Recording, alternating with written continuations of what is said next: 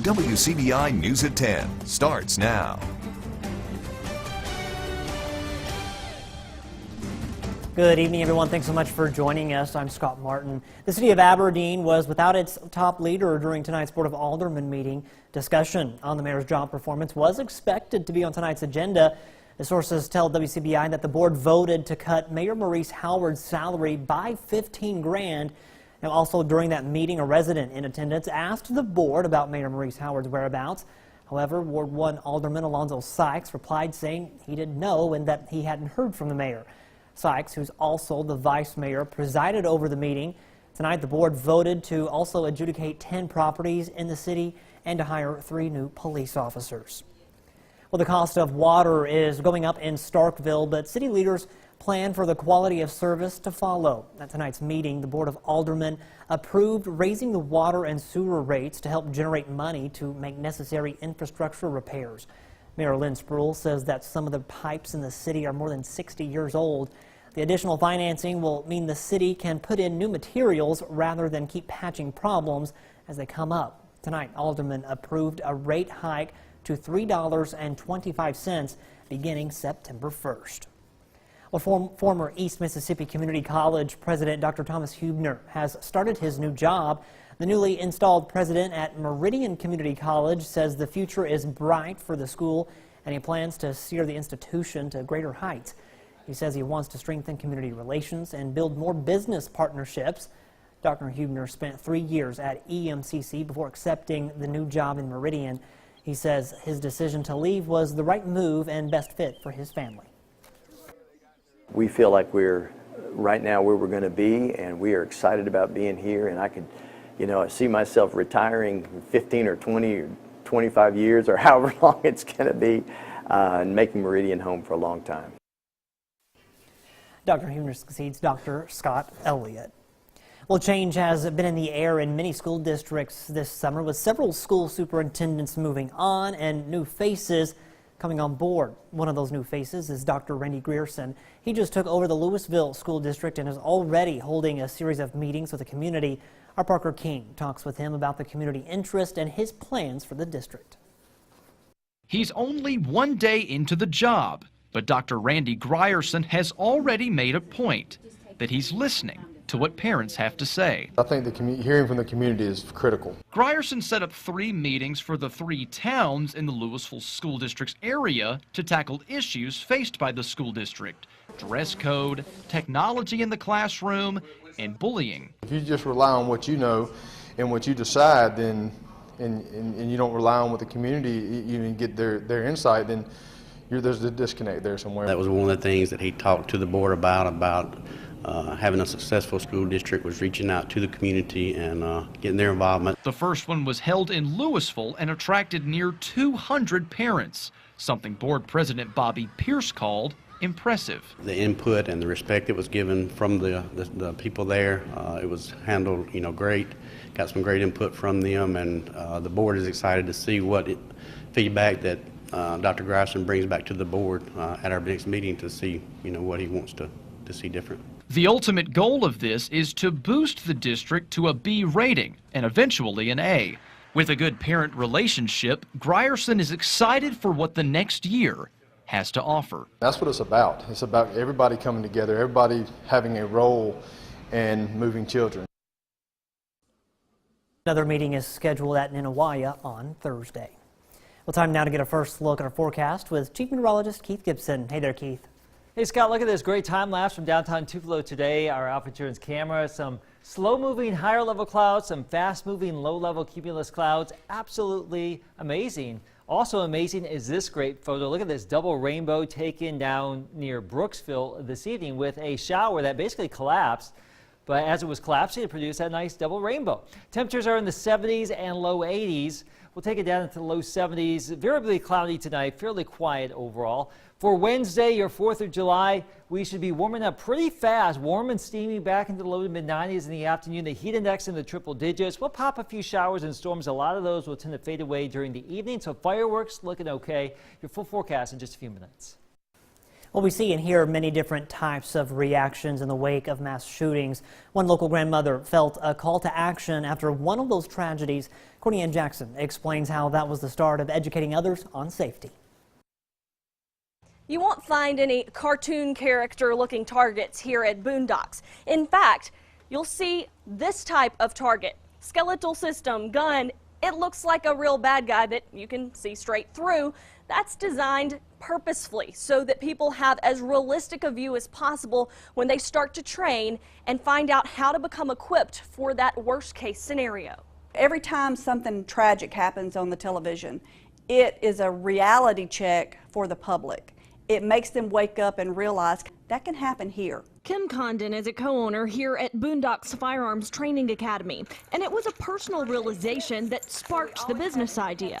The Aurora Theater shooting happened, and we take our grandchildren to the movies all the time, and something happened and it just hit home with me. A light bulb went off and I realized, you know what, this world's just really getting crazier by the day. You arrive to find buildings like this and only signs pointing to the shooting ranges. That's by design. Condon wanted women in particular to feel comfortable when they arrived. As a female, when you think of guns, you think of camo, you think of tactical, you think you've got to be a super ninja squirrel, right? I'm just a grandmother. I mean, do I look like I would be carrying a gun?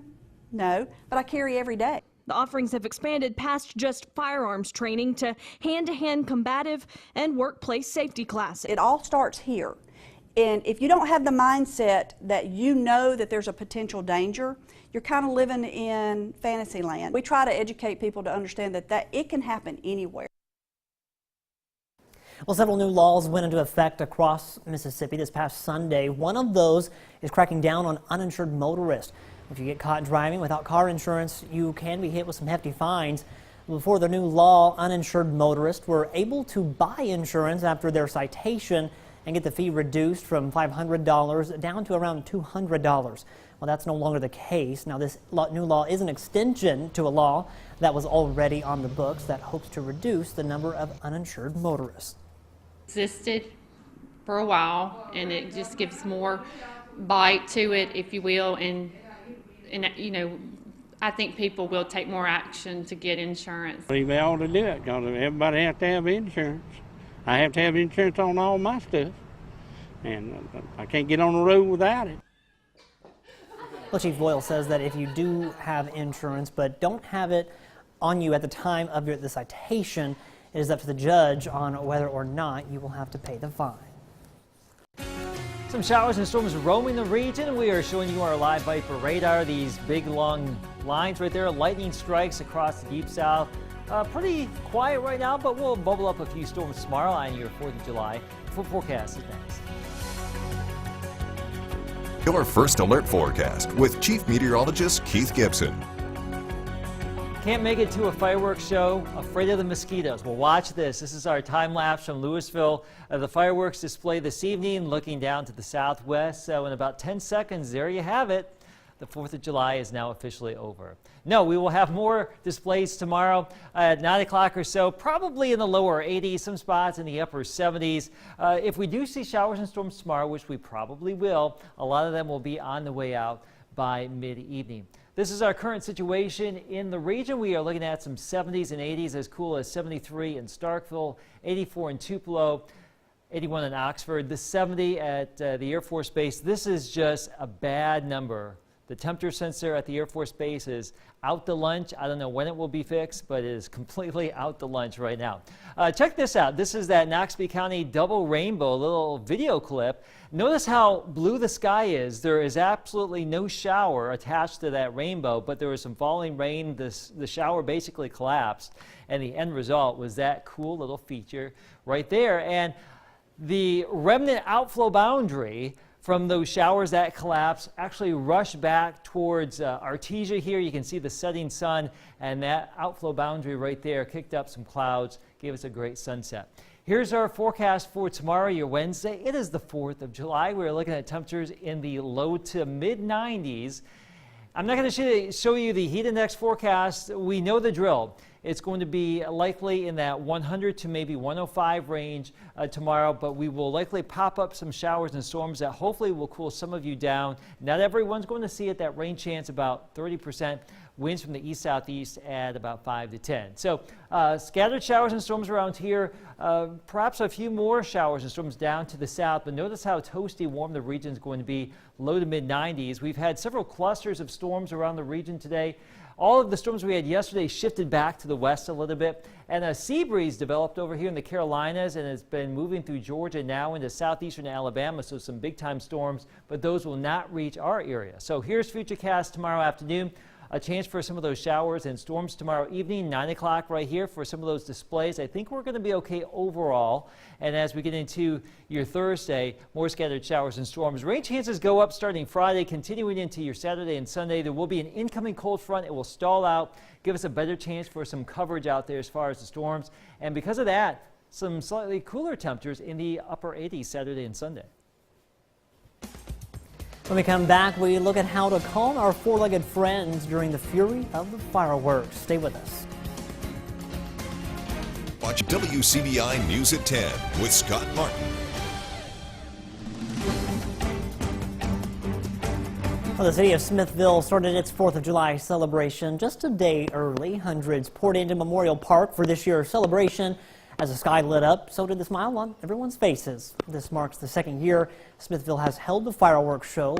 Before the fireworks, everyone who came out and got a chance to enjoy some live music, some good tasting food, and just to have a good time. This year's event was hosted by the town of Smithville and Masonic Lodge number 548. Well, those fireworks can be fun for us folks, but for our pets, they can be frightening. But there are several things pet owners can do to help calm their frightened fur babies when fireworks start going off. Our Jory Talley has more. They're bright and bold in the sky, but loud and scary to our furry friends. Fireworks can also damage their ears just like they can for humans. You want to make sure that you get them away, as far as away from that sound as much as you can. So making sure that you are pretty much comforting them and being around, making sure they're not off their leash, because that's the primary time where animals go missing is during the 4th of July because of all the loud noise, and it scares them away. If you happen to see a lost dog or stray pet that looks scared and sad, then there is something you can do. The first thing is to approach them with caution. Just if it is fearful, it could potentially bite. So just to be careful, but if you live inside the city limits, you can call the Starkville Animal Control.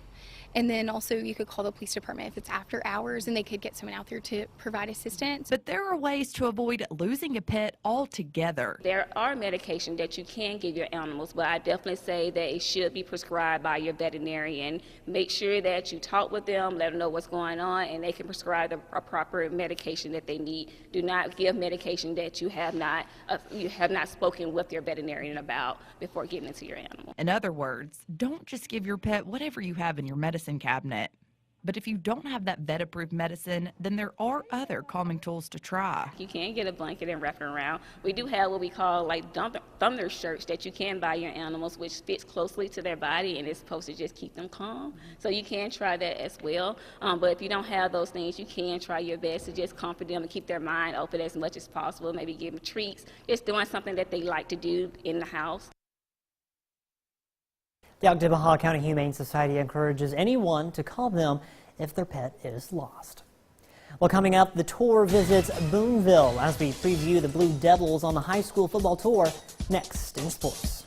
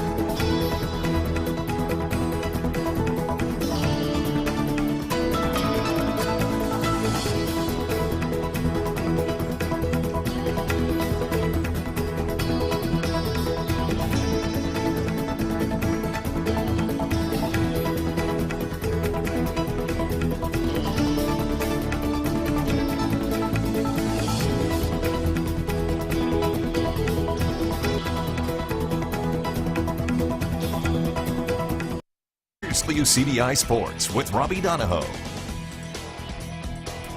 We roll on with the high school football tour. Tonight we're checking in with the Boonville Blue Devils and head coach Mike Maddox. They return a wealth of experience on both sides of the ball. 7 seniors in all as they are stop number 16 in our 60 and 60 marathon. WCBI's 60 Schools in 60 Days is brought to you by Coca-Cola, Powerade, Gary's Pawn and Gun, and Browning.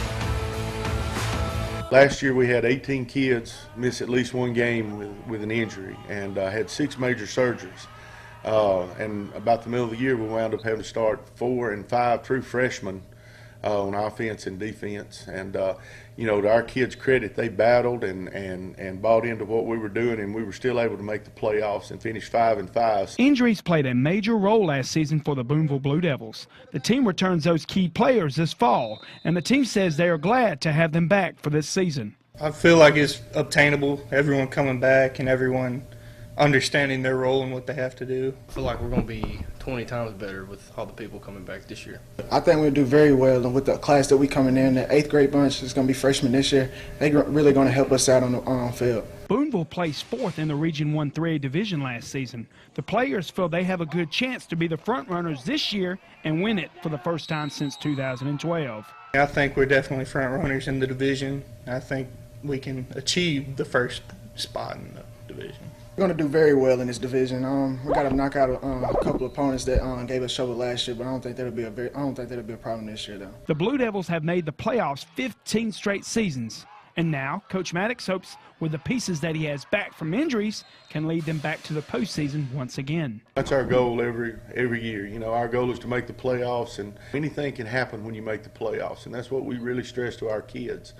But you know, maybe, like I said, maybe we'll have a little better luck than we had last year. Boonville opens the season on the road August 17th at Moorville with the Blue Devils on the high school football tour. Jonathan Flippo, WCBI Sports.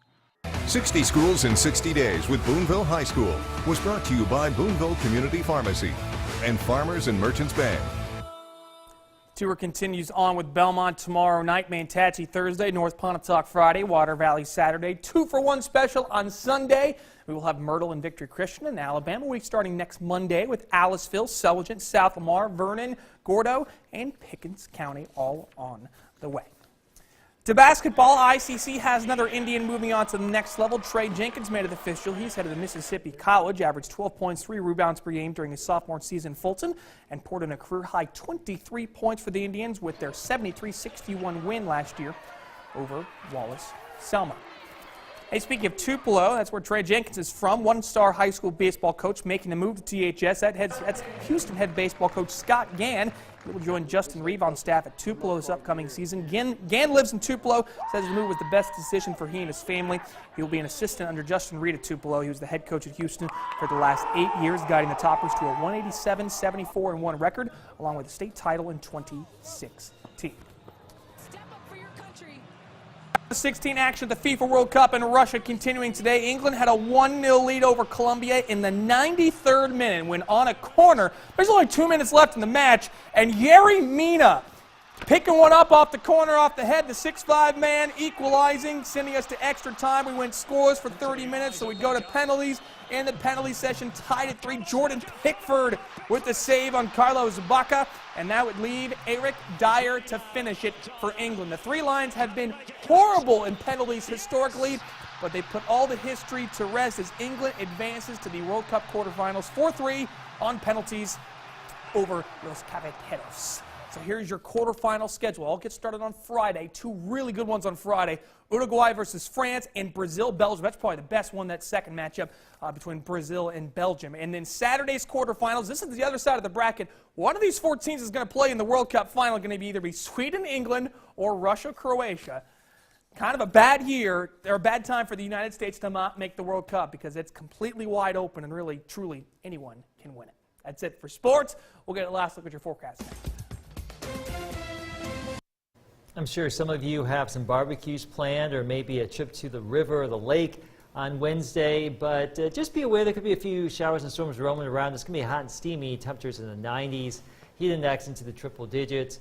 By fireworks time, much like this evening, a lot of that will tend to fade away, but rain chances go up a little bit by Friday and the weekend.